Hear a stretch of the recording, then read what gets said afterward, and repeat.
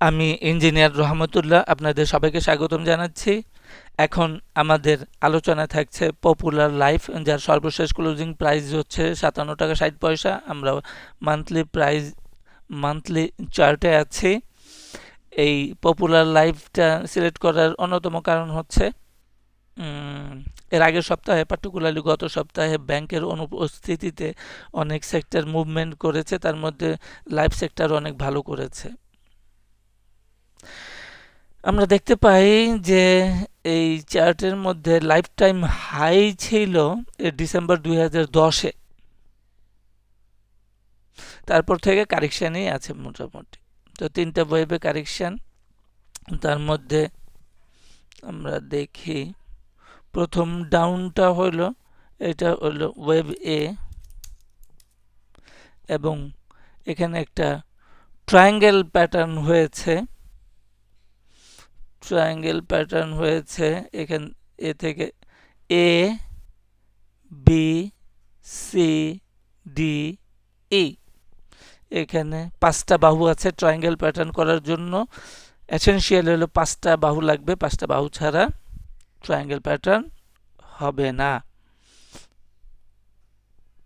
তাহলে আমরা এই ট্রায়াঙ্গেল যেটা পেলাম, এটা হচ্ছে ওয়েব বি।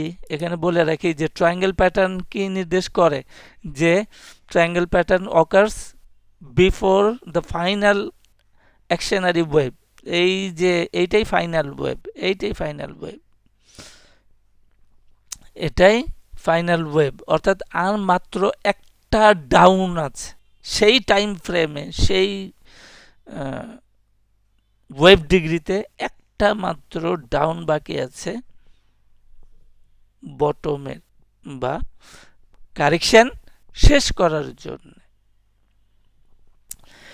তো এটা বিগ মুভ দিবে কিনা, এটার আমরা আজকে ইনটেক নিয়ে আলোচনা করেছি, সেখানে দেখে নেবেন how to capture the big move. তাহলে বিগ মুভ দেওয়ার জন্য যেটা হচ্ছে যে আমাদের ইকুয়াল যে ওয়েভ আছে, ইকুয়াল ওয়েভকে ভাঙতে হবে। তাহলে এই যে ওয়েভ ইকুয়ালিটি হইল, এইটাই হচ্ছে আমাদের বর্তমান আপট্রেন্ডের জন্য একটা রেজিস্ট্যান্স, এবং এটা হচ্ছে অ্যাপ্রক্সিমেটলি 61 টাকা।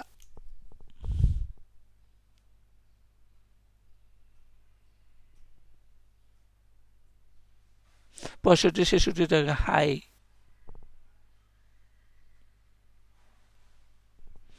$66.40। এটাকে আমরা কি রেজিস্ট্যান্সও বলতে পারি। কি রেজিস্ট্যান্স,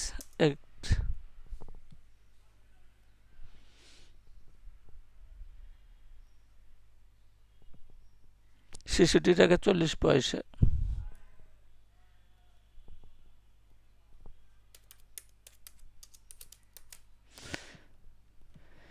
এটা হলো আমাদের কি রেজিস্ট্যান্স, প্রথম বাধা।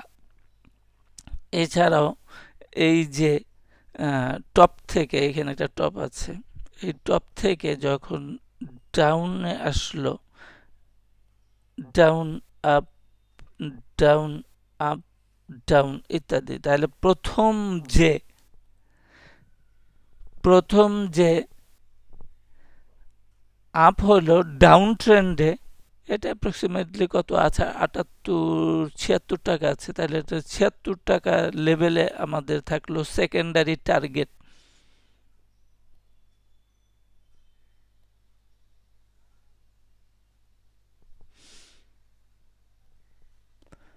এটা হচ্ছে ক্রিটিক্যাল রেজিস্ট্যান্স।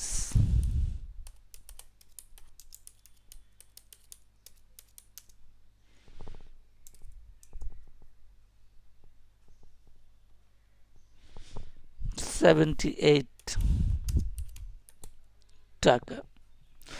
বর্তমান। এইগুলো ট্রেডিং পার্সপেক্টিভে আমাদের, তাহলে ট্রেডিং পার্সপেক্টিভে দুইটা রেজিস্ট্যান্স আছে, 66.4 অ্যান্ড 76। এইগুলাকে সে পার করতে হবে, এবং এইগুলা আমাদের target price also for trading purpose. একটু আগে গেল এই চ্যাপ্টার। একটু আগে আমরা বললাম যে ইকুয়াল ওয়েভকে ভাঙতে হবে, তাহলে আমরাও দেখি যে হায়ার টাইম ফ্রেমে এই লাইফ টাইম হাই থেকে যে ইকুয়াল ওয়েভ এটা হলো এই ইকুয়াল এটাই সাপোর্ট। এই সাপোর্ট যদি কখনো ভাঙে তাহলে বিপর্যয় ঘটে যাবে। উপরে ভাঙলে পরে বড় মুভমেন্ট যেমন দিতে পারে, নিচের দিকে ইকুয়াল ওয়েভকে যখন ভাঙবে তখন সেটা অনেক বেশি বেয়ারিশ হয়ে যেতে পারে। তো আমরা সেটা আপাতত বলার জন্য যে আমরা কিভাবে দেখব, আমাদের দেখার দৃষ্টিভঙ্গিটা কেমন থাকবে। তো আমরা দেখছি যে ওয়েভ এর রেসপেক্টে আমাদের একটা যে মোটামুটিভাবে 61.8% ফিবোনাচি লেভেলে আছে, এবং এটা একটা সাপোর্ট জোন।